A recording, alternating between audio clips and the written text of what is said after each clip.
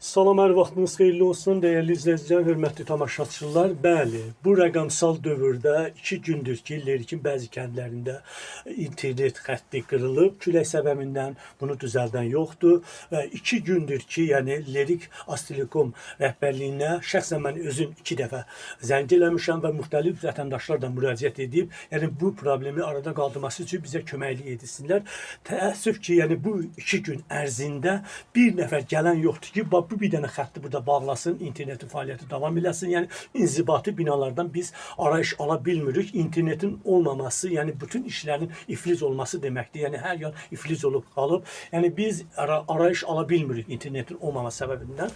Və Lerikdən də güclü külək olan yerlər ki var. Yəni orada belə şeylər davam eləmir. Yəni vaxtında problem öz həllini tapır. Niyə bu Lerikdə məsələn öz həllini tapır biz bunu bilmirik. Qeyd etmək istəyirəm ki, yəni bizim internetin 2 gün olmamağı da, yəni kompensasiya olunsun, onun pulu bizə geri qayıtsın və eyni zamanda Aztelekomun rəhbərindən də artacaq xahiş edirəm ki, Lerikə mütəxəssis göndərsin, bu problemi aradan qaldırsın. Biz ümid edirik ki, bu problem öz həllini tapacaq.